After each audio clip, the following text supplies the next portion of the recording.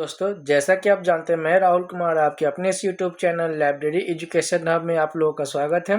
और हम लोगों ने पिछले क्लास में नाउन को ख़त्म कर दिया था और प्रोनाउन ख़त्म कर दिया था। ठीक है, तो आज हम लोग क्लास में देखना है कि आज हम लोग का जो क्लास होगा वो होगा टोटल वर्ब में। ठीक है, तो आज हम लोग टोटल वर्ब की क्लास देखेंगे और उसमें फिर क्लास ख़त्म होने के बाद फिर हम लोग देखेंगे 10-15 क्वेश्चन जो होगा हम लोग उसको कवर करेंगे। ठीक है, तो चलिए स्टार्ट करते हैं वर्ब से। तो स्टार्ट करते हैं वर्ब के डिफिनीशन से। तो वर्ब का डिफिनीशन क्या कहता है वो हम लोग पहले देख लेते हैं। ठीक है, तो स्टार्ट कर रहे हैं हम लोग वर्ब से। देखिए, इसका डिफिनीशन हो जाएगा। डिफिनीशन कहता है इसका कि जिस शब्द से किसी काम का करना, होना या सहना प्रकट हो उसे क्या कहते हैं हम लोग? उसे क्रिया कहते हैं। ठीक है, उसे क्या कहेंगे हम लोग? क्रिया कहेंगे। अब देखिए, आसान भाषा में कहा जाए तो आसान भाषा में आप ऐसे कह सकते हैं कि जो बताए कि कोई क्या कर रहा है, क्या हुआ है, क्या कह रहा है ना, क्या सह रहा है, वही क्या कहलाता है? वही हमारा क्रिया कहलाता है। ठीक है, अब इसकी एग्जाम्पल देखते हैं हम लोग। एग्जाम्पल क्या कह रहा है? एग्जाम्पल में कह रहा है कि राम पढ़ता है ना, राम पढ़ता है। नेक्स्ट क्या है? सीता खाना बना रही है। नेक्स्ट क्या है? इसका नेक्स्ट देखिएगा तो बच्चा सो रहा है। फिर नेक्स्ट क्या है? तो पेड़ काटा जा रहा है। इसमें कहीं ना कहीं कोई काम हो रहा है। ठीक है, तो ये इससे पता चलता है हमें कि क्रिया हो रहा है, काम आपका हो रहा है। जैसे राम पढ़ रहा है, राम क्या कर रहा है? तो राम पढ़ रहा है। पढ़ना क्या है? एक आपका काम हो गया है ना, पढ़ना क्या हो गया? आपका काम हो गया। सीता खाना बना रही है, तो खाना बनाना क्या हो गया? खाना बनाना, ये भी क्या? एक काम हो गया। ठीक है, उसी तरह से बच्चा सो गया, तो सो गया मतलब दैट मीन्स कि सोना। सोना ये भी क्या है? ये भी एक काम हो गया आपका। ठीक है, ये भी आपका क्या है? काम हो रहा है। नेक्स्ट कह रहा है पेड़ काटा गया, तो काटा मतलब काटना, ये भी काटना क्या हो गया? ये भी एक आपका काम हो गया है ना। तो जो भी हमारा काम हो रहा है वह क्या कहलाएगा? हमारा क्रिया कहलाएगा। ठीक है, चलिए हम लोग नेक्स्ट देखते हैं। अब नेक्स्ट क्या कह रहा है? तो नेक्स्ट कह रहा है क्रिया के मुख्य भेद कौन कौन से हैं। ठीक है, तो आइए देखते हैं क्रिया के जो मुख्य भेद हैं वो हिंदी व्याकरण में क्रिया के मुख्य रूप से 5 भेद माने जाते हैं। ठीक है, पहला क्या हो जाएगा आपका? पहला आपका हो जाएगा सकर्मक क्रिया। ठीक है, ये पहला नोट कर लीजिएगा। पहला है हमारा सकर्मक क्रिया, जिसे हम लोग कहते हैं इंग्लिश में कहते हैं ट्रांजिटिव वर्ब। ठीक है, ट्रांजिटिव और इनट्रांजिटिव होता है। चलिए, तो सकर्मक क्रिया किसे कहते हैं उसे हम लोग जान लेते हैं। इसका परिभाषा जो है इस प्रकार है कि जिस क्रिया का कर्म ऑब्जेक्ट होता है उसे सकर्मक क्रिया कहते हैं। ठीक है, मतलब जिस क्रिया में ऑब्जेक्ट होता है उसे सकर्मक क्रिया कहेंगे। ठीक है, अब जिस क्रिया में ऑब्जेक्ट नहीं होगा उसे अकर्मक क्रिया कहेंगे। ठीक है, देखिए पहचानने का ट्रिक क्या इसका है कि क्रिया के बाद में क्या, किसे लगाने पर जो उत्तर मिल जाता है उसे क्या कहेंगे? तो उसे सकर्मक क्रिया कहेंगे। ठीक है, उसे क्या कहेंगे हम लोग? उसे सकर्मक क्रिया कहेंगे। ठीक है, आइए देखते हैं इसका एग्जाम्पल कुछ और देख लेते हैं। एग्जाम्पल में क्या है?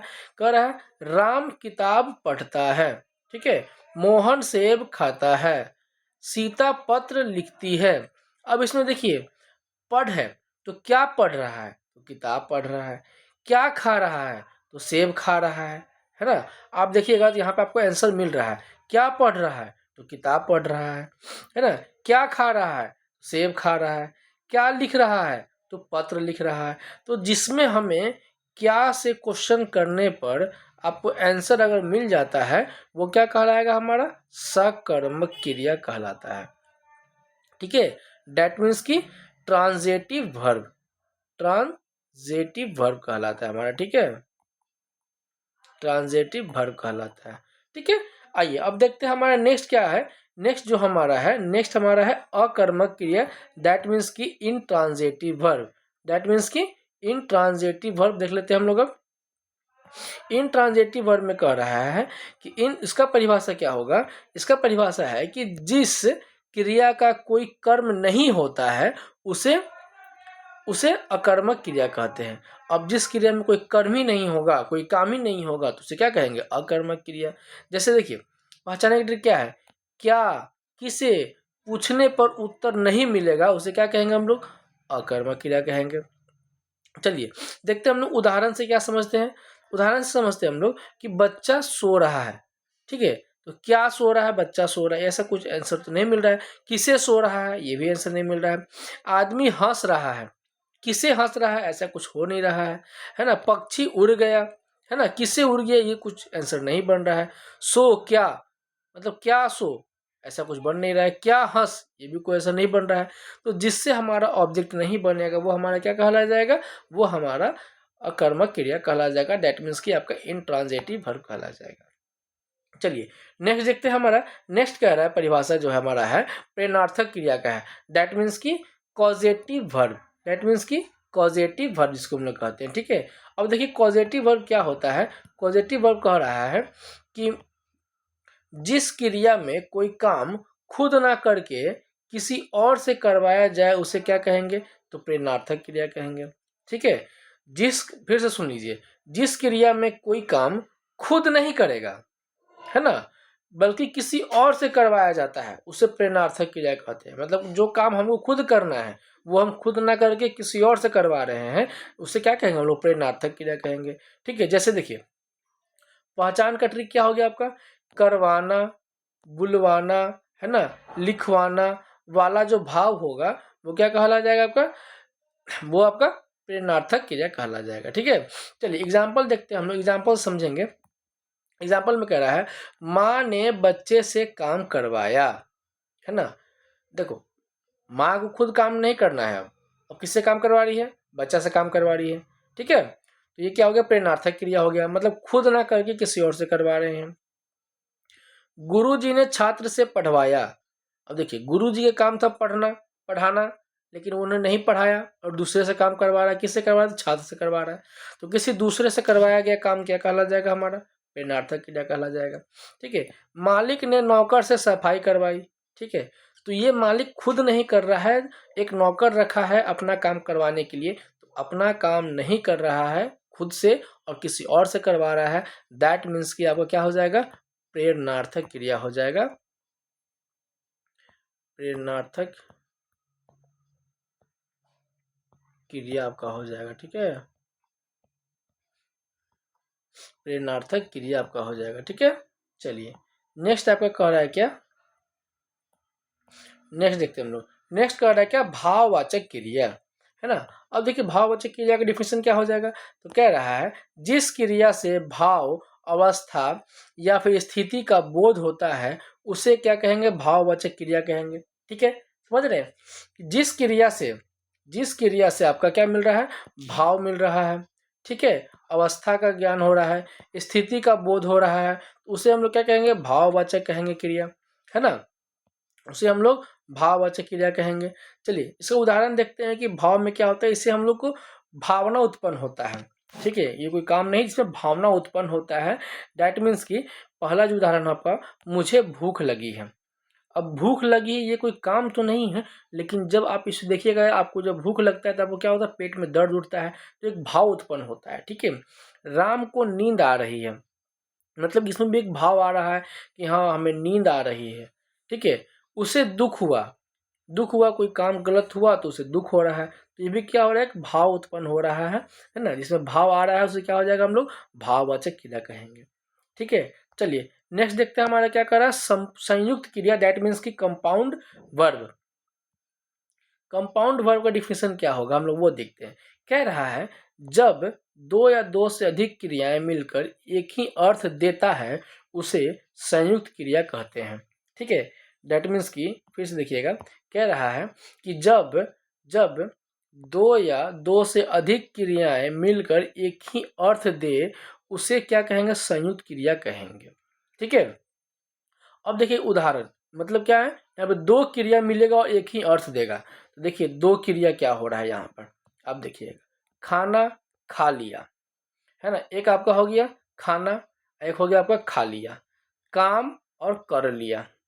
तो देखिए इसमें दो दो को वर्ब है और दोनों मिलकर क्या हो रहा है? एक वर्ड बना रहा है। दो वर्ब है आपका एक आपका वर्ड निकल रहा है ना। तो ये आपका क्या हो जाएगा, ये आपका संयुक्त क्रिया हो जाएगा, कंपाउंड वर्ब हो जाएगा। ठीक है, अब देखिए एग्जाम में कुछ पूछे जाते हैं, जैसे कि काल के आधार पे क्रिया का कुछ डेफिनेशन पूछा जाता है या फिर कुछ एग्जाम्पल पूछ देगा, तो उससे हम लोग कैसे डील करेंगे। जैसे एग्जाम में बहुत पूछे जाते हैं, अब क्या पूछे जाते हैं, देखिए वर्तमान काल में क्या होता है, तो वर्तमान काल में राम पढ़ता है, भूतकाल में राम पढ़ता था, भविष्य काल में राम पढ़ेगा। ठीक है, तो इसमें आपको दिक्कत नहीं होना चाहिए, ये इसको आप आराम से पहचान सकते हैं, है ना, कि भूतकाल में क्या होगा, वर्तमान काल में क्या होगा, भविष्य काल में क्या होगा। ठीक है, और देखिए याद करने के लिए एक सुपर ट्रिक रखा गया है, जिसको आप आसानी से याद करते हैं तो आपको याद हो जाएगा। ठीक है, इसको याद करने के लिए एक ट्रिक दिया हुआ है, आप इसको याद करें, इसको अपनाएं। देखिए जो काम करेगा वो क्या कहलाया जाएगा, सकर्मक क्रिया। ठीक है, फिर से देखिएगा, कह रहा है कि जो काम करे वो क्या कहलाएगा, सकर्मक क्रिया, है ना। जो काम कराएगा वो क्या हो जाएगा, सकर्मक क्रिया। जो खुद से हो जाए वो क्या कहलाया जाएगा, जो खुद से होगा वो आपका अकर्मक क्रिया हो जाएगा, है ना। जो दूसरे से करवाए तो प्रेरणार्थक क्रिया, और जिसमें भाव का पता चले वो भाववाचक क्रिया, और जो मिलकर बनेगा वो संयुक्त क्रिया हो गया।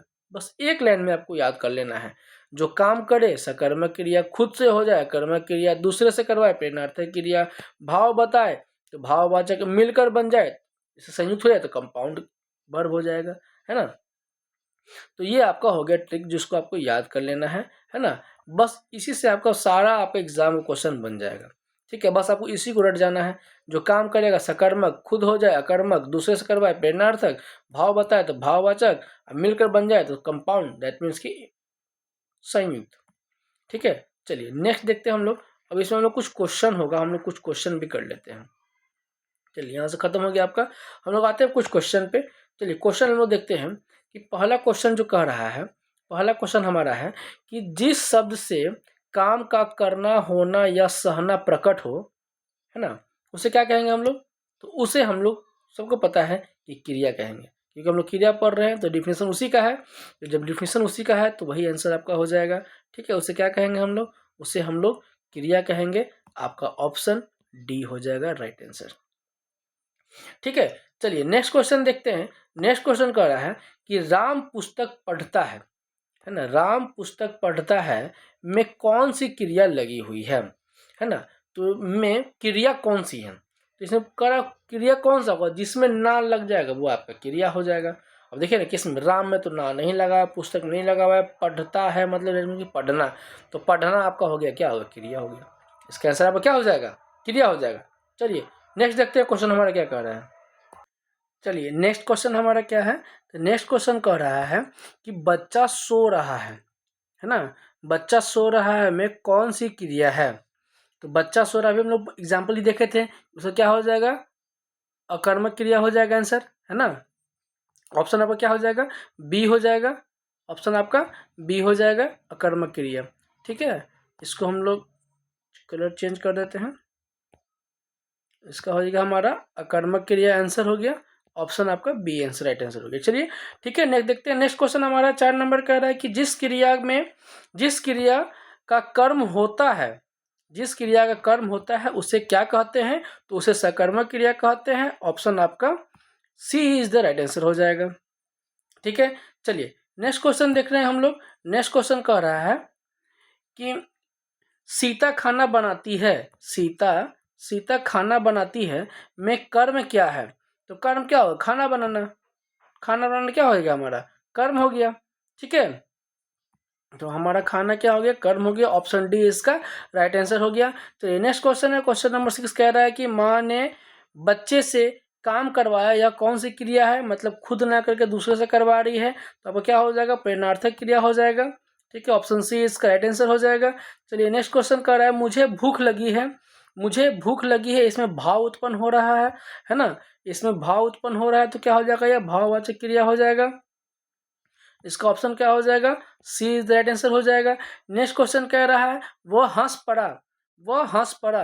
देखिए दो क्रिया इसमें पढ़ रहा है, वह और हंस पड़ा, हंस और पड़ा, है ना, पढ़ना और हंसना दोनों पढ़ रहा है। इसमें अब क्या हो जाएगा, वह हंस पड़ा, दो क्रिया से मिलकर बन रहा है, तो आपका क्या हो जाएगा आंसर, संयुक्त क्रिया हो जाएगा।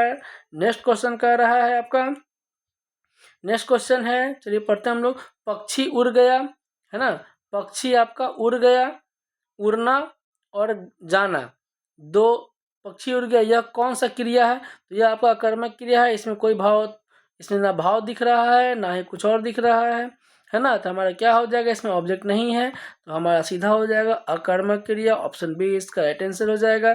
नेक्स्ट क्वेश्चन कह रहा है, शिक्षक ने छात्रों को पढ़ाया में क्रिया कह रहा है इसमें कि क्रिया का भेद क्या है? तो इसमें क्रिया का भेद क्या हो जाएगा, प्रेरणार्थक क्रिया हो जाएगा, है ना, प्रेरणार्थक क्रिया हो जाएगा। नेक्स्ट ऑप्शन क्या कर रहा है, नेक्स्ट क्वेश्चन है कि राम ने गेंद फेंकी, राम ने गेंद फेंकी, यह कौन सी क्रिया है?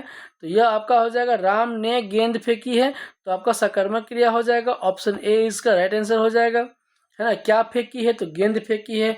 इसमें हम लोग क्या करने से आंसर मिल जाता है, हम लोग उसे सकर्मक क्रिया कहेंगे, ठीक है।